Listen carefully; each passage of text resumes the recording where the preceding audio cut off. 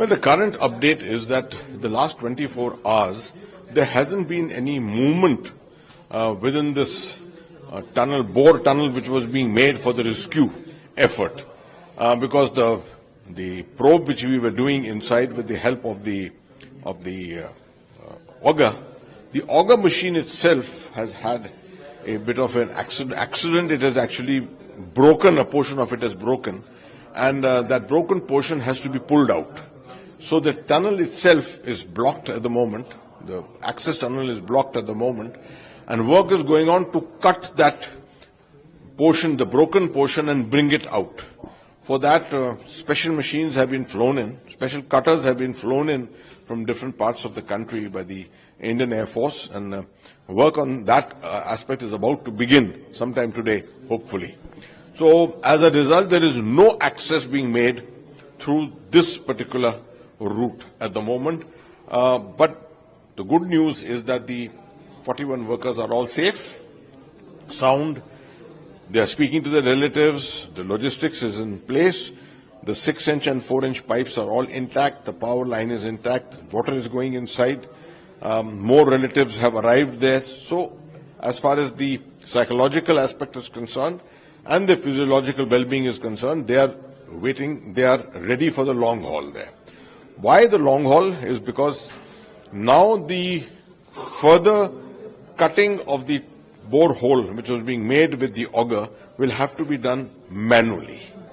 And we were achieving a 4 to 5 meters per hour speed earlier.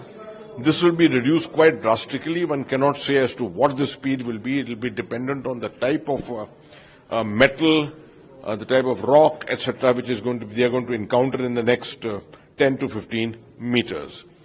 The other information is that we had the machine, the rig machine, which was to come and be taken to the top of the tunnel for the top-down drilling, that has reached. It has been taken up. It is being emplaced on the plinth which has been created. The bedding in will take place, and we cannot yet say as when, but very near future, perhaps in the next 48 hours or so, the top-down drilling could commence, subject to there being no disturbance to the work which is going on down below.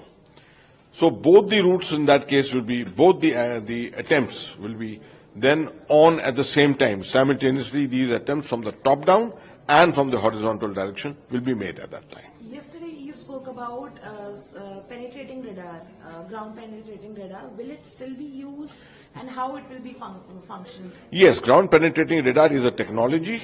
It is a reliable technology, but obviously when we tried to push beyond 47 meters, the auger itself encountered some kind of a obstruction, and further pressing it, it had already undergone a lot of stress and strain. A part has broken. So one cannot say at this stage, but definitely we will be depending on the ground penetrating radar to make sure that the tunnel which is being constructed, we go through those areas where there is minimum obstruction. And be prepared for those areas where there is obstruction.